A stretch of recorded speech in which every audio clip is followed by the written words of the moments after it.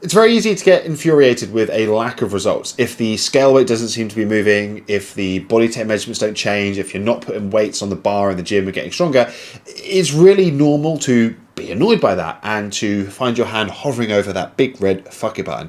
But obviously, that would be the silliest thing to do. That would be the worst thing to do. You need to keep going. And the way I think that you start that process, or the way I think that you take your hand away from that big red fucking button, is you start measuring your efforts or judging your weeks on the process and not the outcome.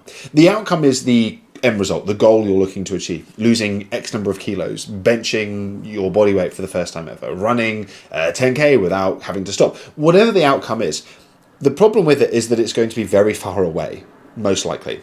If it's a goal worth pursuing, it's going to be months or years in the making.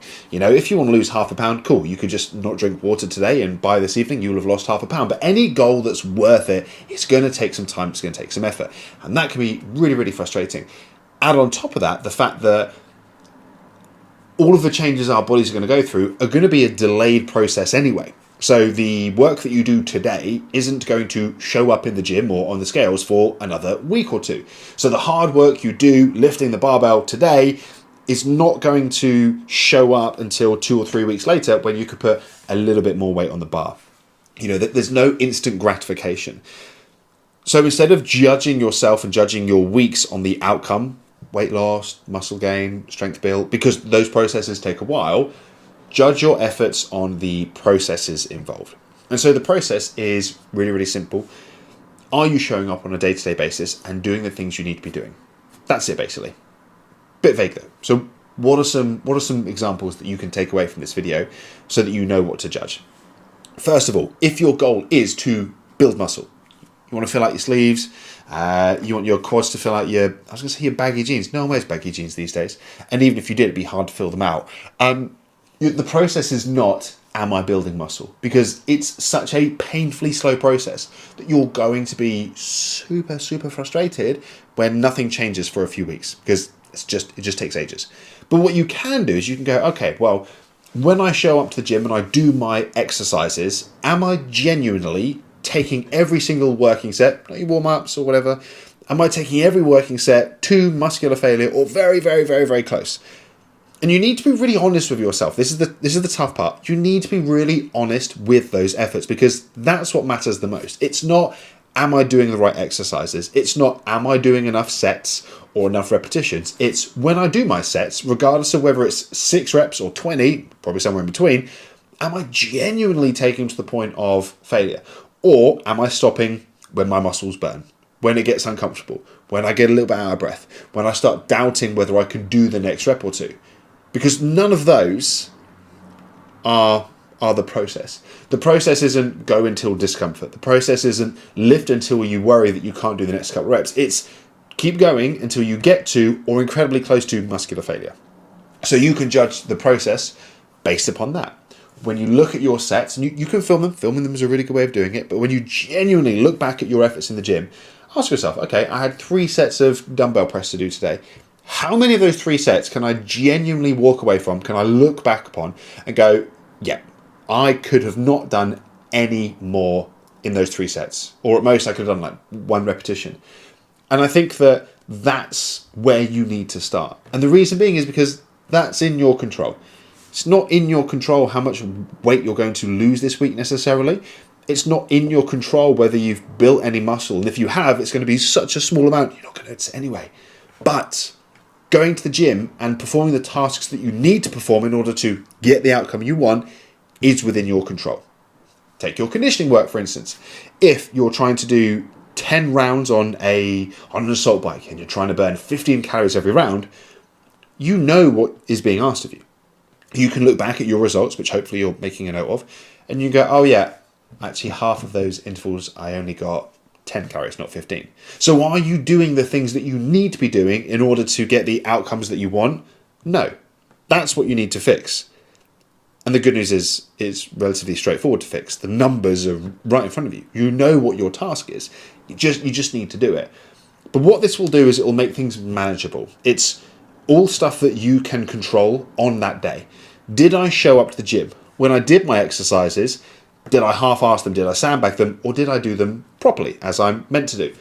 Did I move through a full range of movement, or did I sort of cut the reps in half when it got tough? Did I control, or did I kind of bounce the bar off my chest or swing the dumbbells on my curls? And most importantly, did I take those exercises to a suitable point close to or to muscular failure? And so long as you're doing that consistently enough, the muscle building will take care of itself, essentially. So you can detach from that outcome. You can trust that so long as you're doing the things you need to be doing on a day-to-day, week-to-week, month-to-month basis, in terms of the processes involved, the outcome will take care of itself. That's basically it. That's basically fundamentally what you need to do. But I think that's where people, at least a lot of times, slip up. That's what gets people to smash that big red fuck button, sack it all in, and go, right, my program's not working. I need a different program. I need a different training split. I need different exercises. This exercise doesn't work for me. I hear that quite a lot. I see it quite a lot. And then when I ask individuals to show me what they're doing in the gym, record a set, perform an exercise, what I tend to see is that those sets are not taken to a suitably challenging point. And that's all you need to fix. Like, I don't care if you do for your chest a bench press, an incline bench press, a decline bench press, a chest machine pressing exercise, dumbbell press, weighted push-ups, dips. Like, they're all going to work your chest muscles. Now, some of you might not have great technique with one of those exercises. Cool. Pick a variation that you have good technique with. Pick a variation that you have access to. Don't pick a chest machine. If you only get to the gym that's got a chest machine that you can use every fortnight, and then just commit to it, train for a good range of movement, don't cheat the repetitions, get close to or to muscular failure. And it doesn't really matter what the exercise is. It's those processes involved. How am I performing those sets? Judge your weeks on that. When you look back at your week and you look back at your notes, you can go, oh, hang on a minute.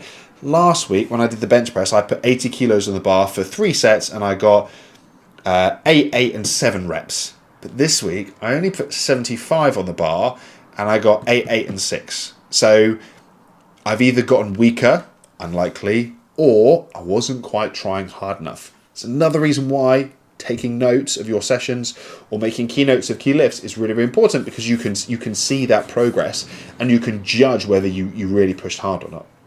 So that's it for today. Trying to keep them a bit short and sweet. Forget about the outcome. The outcome is I want to lose X amount of weight. I want to fit into an old pair of jeans or a suit that I haven't worn in years. I want to be able to bench press my body weight. I want to run a 10K without stopping.